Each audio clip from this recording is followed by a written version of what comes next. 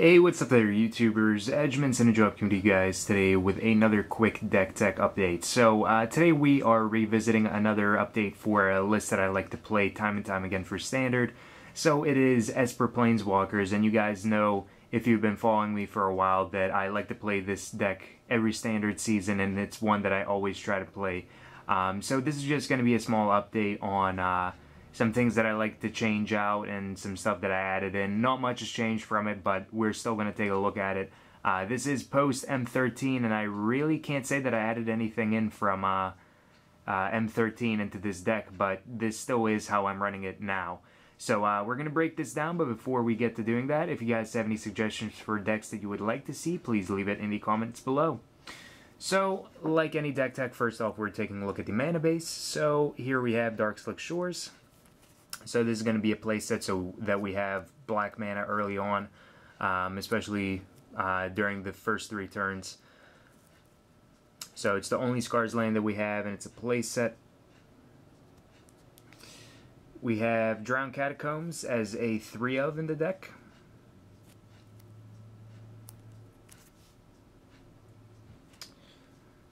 Glacial Fortress is also going to be a 3-of. So we're going to put that off to the side here. Isolated Chapel, also going to be a 3-of. So pretty much didn't change really at all. We have Ghost Quarter, which is going to be a 1-of. Evolving Wilds, which is a 2-of. To get us the right lands that we need. For basic lands, we're running 3 plains.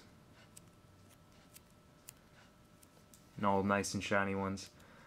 We're running 3 swamps, and I had to use my Russian foil swamp just because it looks awesome.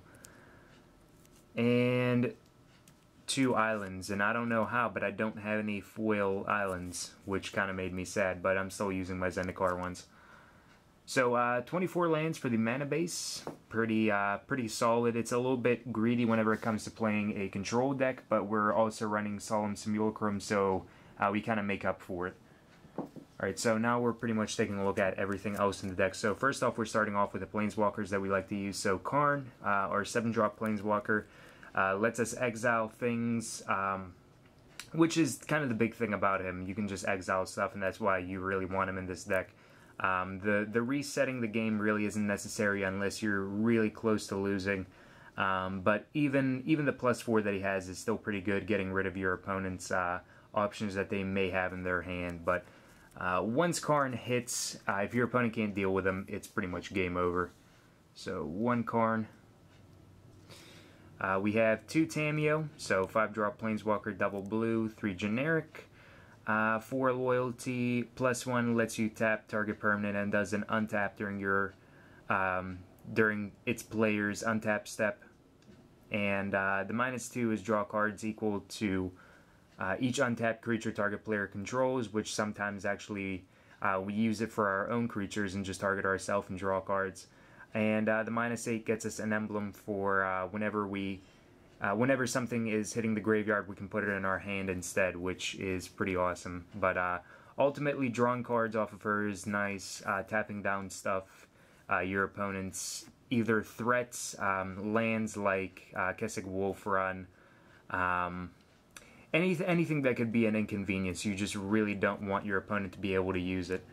Oftentimes, if I have to, I'm just going to start blowing up my opponent's lands with Karn and then tapping down the other ones with Tamiyo, stuff like that. Just trying to limit what my opponent can do. Gideon, we're running 2 Gideons, and I have my shiny ones in here. So, 5 cost Planeswalker, 3 generic, 2 white, and 6 loyalty. +2 is going to redirect attacks to him during the next turn. -2 lets us destroy creatures, which is nice because he's removal on his stick. And his 0 ability turns him into a 6/6 that can't take damage, and he can pretty much swing in for a lot of damage, which is nice. But basically with him, it's just redirecting against aggro so that your other Planeswalkers don't die or you don't take any damage. So 2 Gideons, always nice. Just a really amazing Planeswalker for this standard season. Next we have Liliana of the Veil. So we're running 3 of these, and I actually bumped this up to 3 instead of running 2 of them, which I had before, and I do have my assigned Steve Argyle one. But as a 3-drop removal, she's really awesome, just because if your opponent only has like 1 creature onto the field, by that time you're pretty much in the clear for being able to get rid of it. At the same time, her ability to make your opponent discard cards is going to be as inconvenient for you as it is going to be for them, but most of the times with this deck you're going to be discarding lands and getting them back with Sun Titan, or you can just discard something else and get it back with Sun Titan, like Spellskite. And either way you look at it, Liliana just kind of works for Control, just because there's no real downside to her, because Control can really work around not having that 1 card in your hand unless it's like a Planeswalker or something like that. And oftentimes I'll even just throw out like Lingering Souls or something like that just because I can flash it back. But Liliana has a lot of different purposes, and she's really good against aggro, except for like red-green. But in that situation, you can still get around it. Liliana is still really good. Speaking of which, we have Sun Titan here, so this is just a 1-of in the deck, 6/6 for 6 for generic 2 white. Vigilance. Whenever he enters the battlefield or attacks, you can return target permanent card with converted mana cost 3 or less from the graveyard to your battlefield. So that's lands, Spellskite, Liliana of the Veil, Snapcaster Mage. The one nice thing is you can keep on getting Ghost Quarter back and keep on blowing up your opponent's lands and making them search. Something like that. It's just what you want to do with him and what's perfect in this situation. He has multiple purposes, but Vigilance in a 6/6 striker is pretty good as well. So he can just win on his own pretty much after a couple of turns. Spellskite, just because it's a amazing 2-drop 0 for redirects abilities from your Planeswalkers pretty much, and it's going to redirect it to Spellskite. So Oblivion Rings, anything like that that could target your Planeswalkers, you can make it target Spellskite and pretty much have your Planeswalkers be in the clear. Also, if you use them as a chump blocker or something like that, Sun Titan can bring them back. And against most aggro matchups, having a 0/4 blocker on turn 2 is pretty awesome. Just because your opponent's not really going to be able to do a huge amount of damage to you. Next we have Solemn, so we're running 2 of them in the deck, searching up for lands. Also, if he dies, you get to draw a card, which is awesome. Great 4-drop, fixes colors, and just accelerates you along, so it's really nice to hit him on your 4-drop. Next we have Snapcaster Mage. Basically, he's going to be doubling up every single instant and sorcery card that we have in our deck, and we're going to be able to cast it unless it's like Lingering Souls, because that's redundant. But Snapcaster makes everything more worth running in the deck, just because you have more copies of it with him.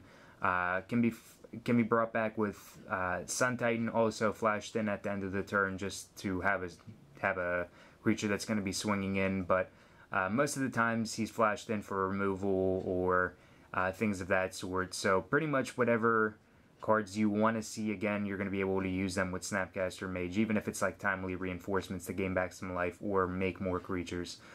Flash makes him awesome, and just reoccurring stuff is always cool, and we're running a 2-of.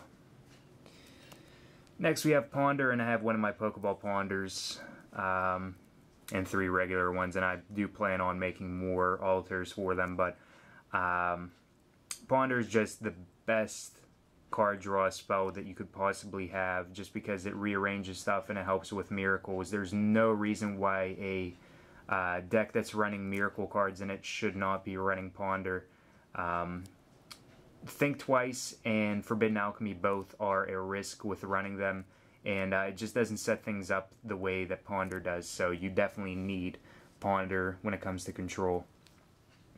For token creation, we have Entreat the Angels. I'm running 3 of them just because it's a bomb spell for the deck. Most times if you get it in your opening hand, you're going to mulligan it away, but whenever you draw into it, unless it's really, really early game, it's still it's going to make a pretty nice board presence for you on the field. So Entreat the Angels is definitely where it's at. Lingering Souls, so I didn't play this before. I didn't play this during the last kind of like little quarter of the season where I played Esper Control, just because the meta was kind of all over the place, and I didn't really want to run this card. I wanted to run more utility over it, but I just ended up throwing this back in here just because of aggro and just being able to have more blockers. Now, it does die to stuff like Bonfire, but at the same time, having blockers is definitely always convenient, and against some of the control matchups, they can swing in turn after turn and put a little bit of pressure or deal damage to some Planeswalkers and restrict them from using ultimates. So Lingering Souls is definitely good in a lot of different matchups. Sometimes sides out, but it just really depends on what I'm playing against. Timely Reinforcements we're running 2 of. This is definitely against aggro, against burn. Anything that can drop your life total down really quick is going to be a necessity to have Timely Reinforcements against, and we do side in 2 more if need be against aggro. But 2 is kind of just a buffer. 4 is if we really need it against like green-red or something like that. So 2 Timely Reinforcements. For removal, we have 3 Terminus, the best removal that we have so far because of the miracle cost.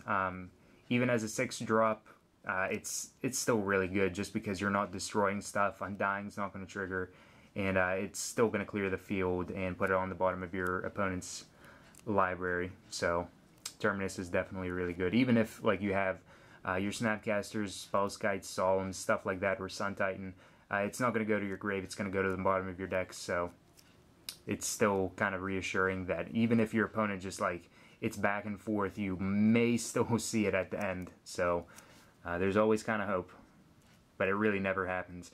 But still, 3 Terminus, 1 Day of Judgment, just because it's still good in the format, even though Terminus is better. But Day of Judgment is still good for removal as a 4-drop, and we do still run it. Against humans, it just murders against humans. Against like green-red aggro, against Strangleroot Geist, it pretty much doesn't do anything. For other removal, we have Go for the Throat, so we're running 2 Go for the Throat. Being able to just use spot removal can be reoccurred easily with Snapcaster Mage to get rid of some annoying threats. And the last removal spells that we have are 2 Tragic Slips. So the Tragic Slips come in handy against stuff like Inkmoth Nexus, also Birds of Paradise early game. Anything that can drop down first turn and become bigger, Champion of the Parish, things of that sort. So Tragic Slip, multiple uses. If you hit the Morbid, becomes even sweeter if you're throwing chump blockers like your tokens from Lingering Souls. But definitely really awesome removal for just 1 black and can be used really early game. So that is about it for this deck. So if you guys missed anything, the entire deck list is going to be down below where you guys can check it out. Also some sideboard suggestions for this deck because this is the deck that I use the most and that I see the best results with time and time again.